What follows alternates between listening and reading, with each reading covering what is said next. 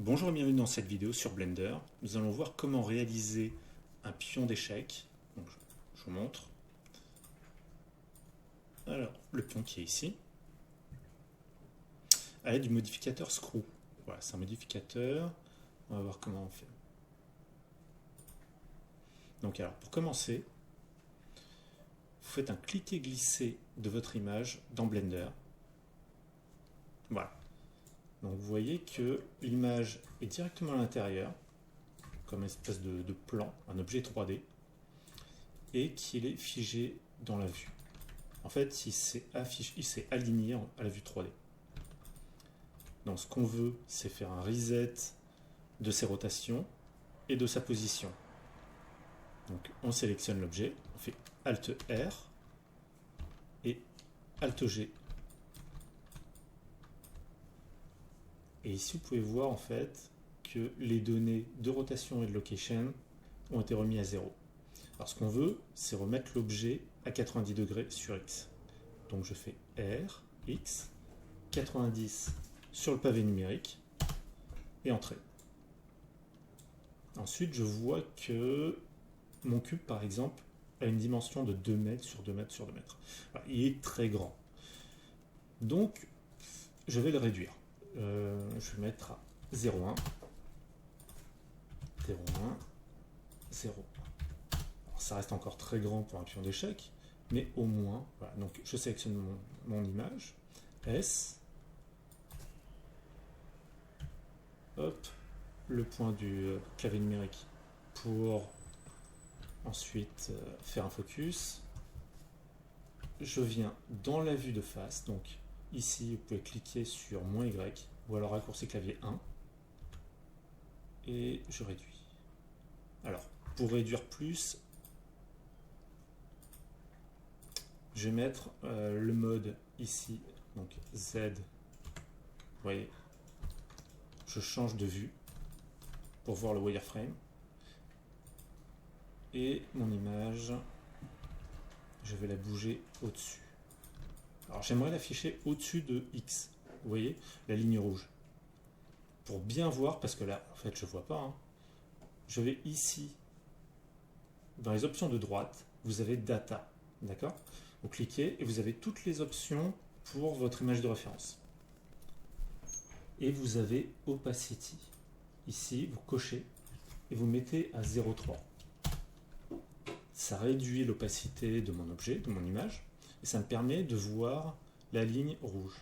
La ligne rouge, en fait, si vous voulez, ça symbolise le sol. Donc je veux modéliser mon objet au-dessus du sol. Donc à peu près ici, ça me paraît très bien. Malgré l'effet de perspective, en fait, ce qui compte, c'est notre contour. C'est le contour de l'image. Ensuite, je vais tourner un petit peu et je vais pousser mon image sur l'axe Y. Donc GY, je décentre. Quand mon image, je pense qu'elle est bien, qu'elle est relativement bien positionnée, je peux aller ici dans le panneau de droite. Voilà, et j'ai des petits cadenas. Je coche, voilà, Location, Rotation, Scale, ce qui fait que je peux sélectionner mon image, mais elle ne va pas bouger. Alors, pour être sûr, pour pas qu'elle me gêne en fait, je peux aussi aller dans l'outliner, en haut à droite, ici, et si je clique là, j'ai des options, d'accord? Restriction, Toggles. Donc là, j'ai la petite flèche qui pointe vers le haut, je clique, et j'ai de nouvelles options. Voilà, ça en fait, c'est les options qui permettent de sélectionner un objet. Donc, je clique et je ne peux plus sélectionner mon objet. Alors, je vais faire un dernier changement. Je vais cliquer sur mon image et ici, je vais lui dire que je veux afficher uniquement front, donc l'avant, plutôt que both, donc qui veut dire les deux. Et voilà. Alors ici, ça ne sert pas à grand chose, mais c'est quand même une option importante. Vous le verrez par la suite. Ça existe. D'accord? et j'enlève donc la possibilité de toucher à nouveau mon objet. Donc je sélectionne mon cube. Maintenant je fais Edit Mode, donc ici Edit Mode, tout tab, tout est sélectionné, d'accord? Je fais M, Add Center.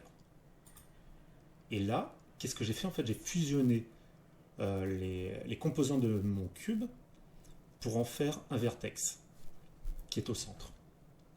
Donc je reviens dans la vue de face et je vais l'extruder. Pour ça, raccourci clavier E, et pour rester sur l'axe X, bah, j'appuie tout simplement sur X. Voilà, je m'arrête là. Ensuite, ce que je vais faire, c'est que je vais extruder à nouveau mon vertex, parce que là j'ai formé un edge, d'accord, à partir du centre, et je vais faire le contour, je vais suivre le contour de mon objet, de mon image. Donc je rappuie sur E, hop, un petit vertex. Pourquoi? Parce que je vais essayer de garder l'axe, de garder plutôt, je veux dire, le coin, de pouvoir le marquer. Là, à chaque fois que je veux marquer un angle, en fait, il me faut des segments qui sont rapprochés, des vertex rapprochés.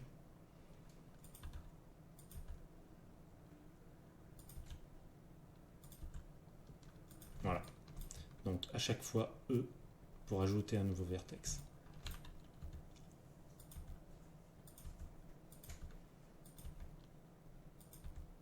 Alors vous voyez, là par exemple, je les rapproche, ça permet d'accentuer le creux. Mais si j'ai une courbe, par exemple ici, j'attaque une courbe plutôt jolie. Je vais essayer d'avoir des vertex, enfin des edges, pas trop rapprochés, plutôt harmonieux, c'est-à-dire ayant des distances plutôt identiques.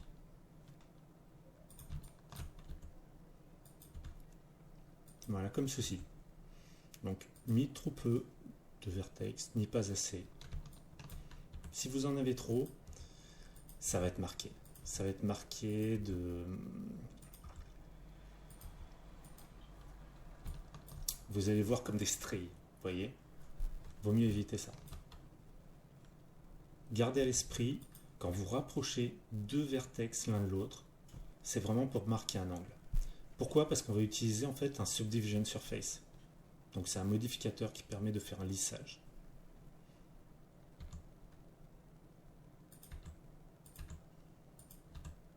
Normalement un angle, il faut se dire c'est à peu près 3 points. Un premier point, un deuxième dans le creux, et un deuxième, voilà, comme ceci. Alors ici, on a un effet de perspective, ce qui veut dire que notre creux, en réalité, il est plutôt comme ceci. On remonte. Donc là, on peut avoir des vertex plutôt espacés.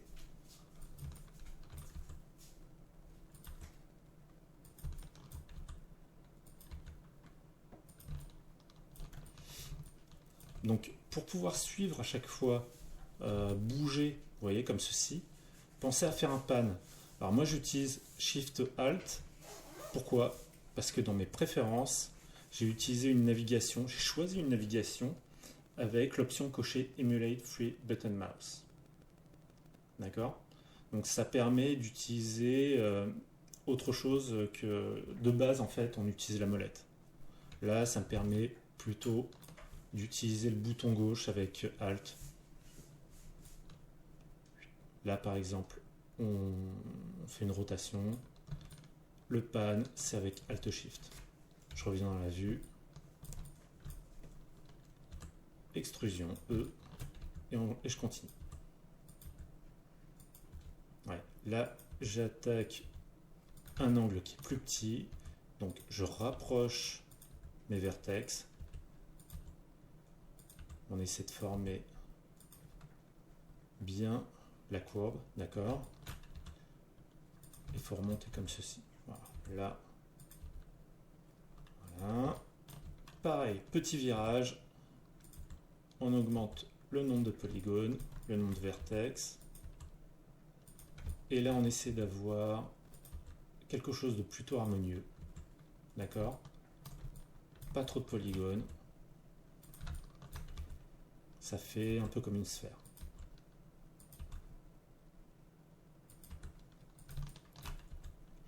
Et on va s'arrêter pile, on est pile ici sur la ligne bleue, d'accord?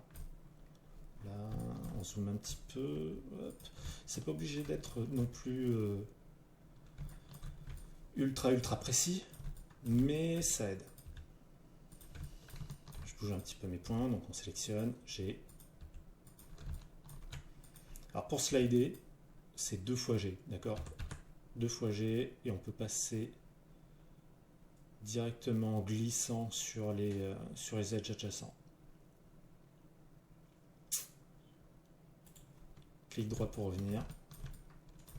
Voilà, ce qu'il nous faut en fait c'est ça, c'est suivre la silhouette, mais juste la moitié, d'accord? Je reviens en mode objet, donc avec Tab, et dans la vue 3D j'ai ceci.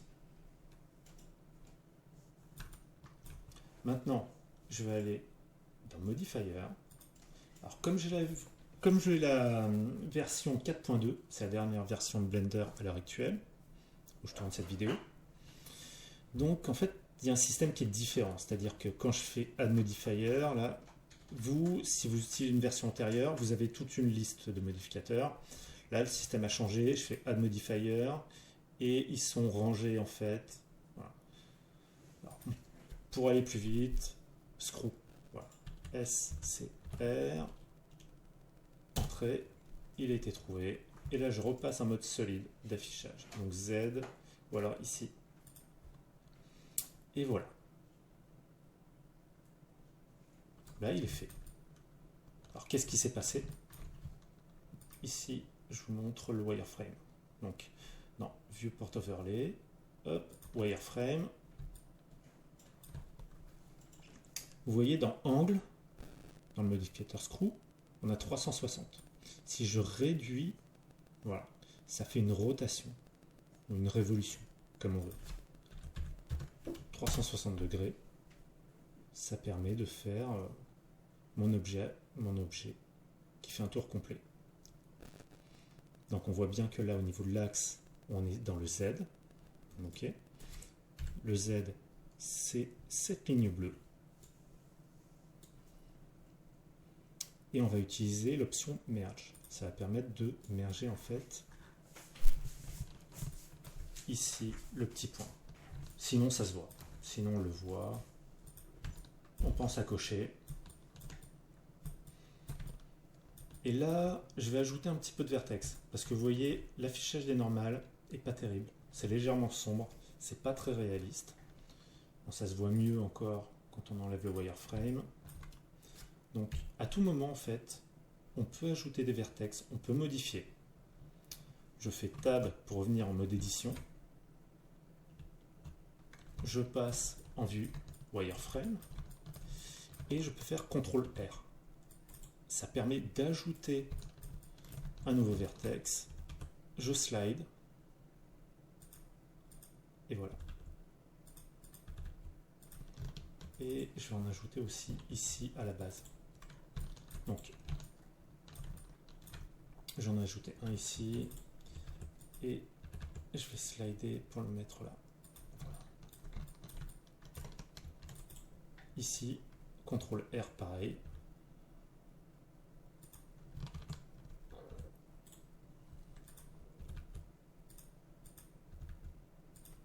Voilà.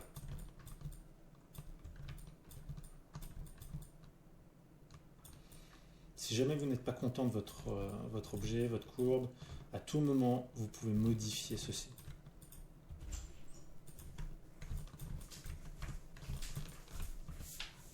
On revient en mode solide et on va ajouter un modificateur Subdivision Surface.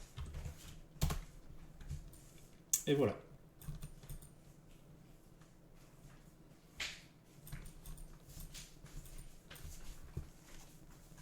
Bonne journée.